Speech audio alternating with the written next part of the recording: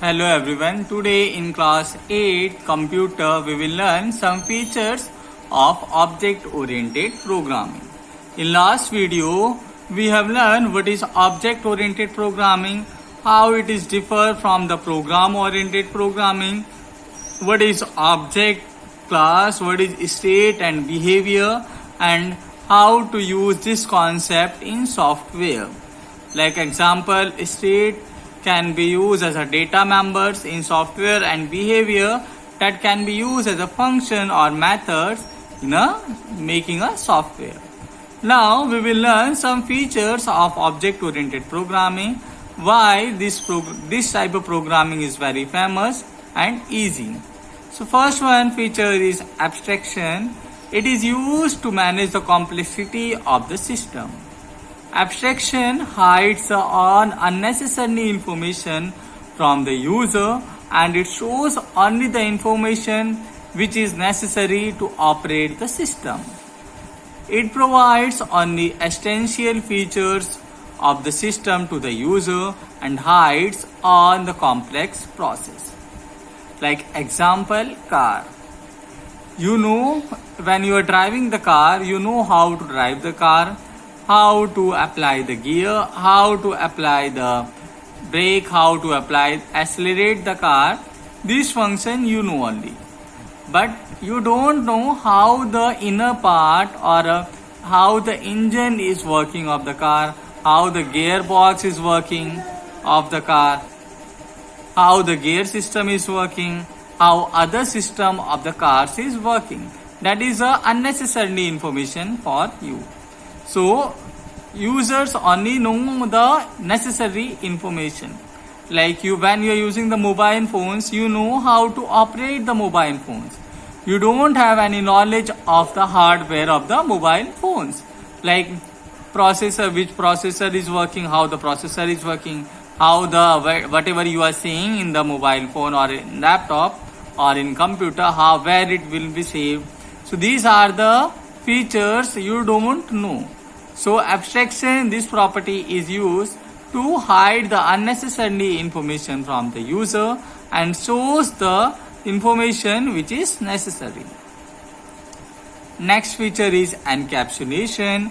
This is a technique of binding both data and function together to keep them safe from unauthorized access and misuse.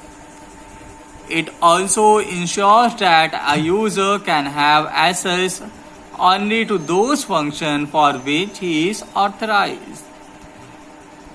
This technique is used to combine or bind data and function to the same unit or entity that is called the object.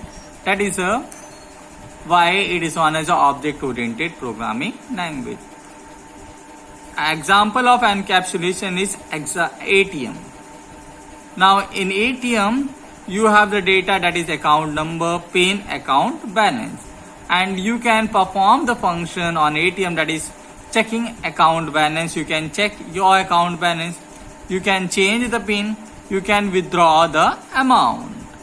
But you have the limitation that you can not see the account balance that belongs to any another person. You cannot see the account balance of the other customers. So this function is not available for you. So encapsulation is used to keep data and function in the same entity so that no unauthorized person can access the data without the permission of the function. Next is inheritance.